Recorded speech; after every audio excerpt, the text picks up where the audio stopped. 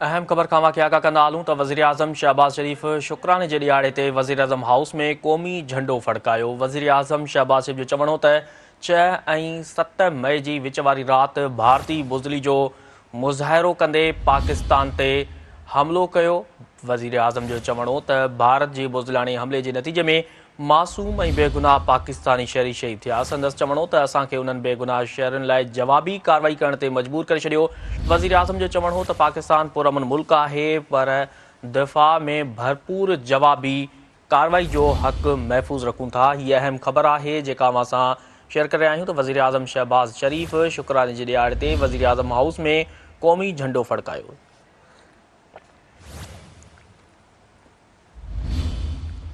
वज़ीर आज़म शहबाज़ शरीफ़ जो चवणो हो त 6 ऐं 7 मई जी विच वारी राति भारत बुज़दिली जो मुज़ाहिरो कंदे पाकिस्तान ते हमलो कयो। वज़ीर आज़म जो चवणो हो त भारत जी बुज़दिलाणे हमले जे नतीजे में मासूम ऐं बेगुनाह पाकिस्तानी शहरी शहीद थिया।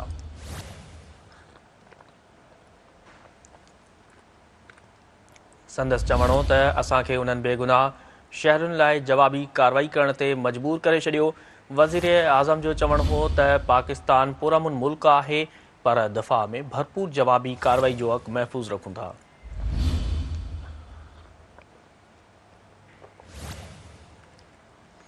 अहम ख़बर खां वाक़िया का कंदा हलूं त वज़ीर आज़म शहबाज़ शरीफ़ शुक्राने जे ॾियारे ते वज़ीर आज़म हाउस में क़ौमी झंडो फड़कायो। वज़ीर आज़म शहबाज़ शरीफ़ जो चवणो हो त 6 ऐं 7 मई जी विच वारी राति भारत बुज़दिली जो मुज़ाहिरो कंदे पाकिस्तान ते हमलो कयो।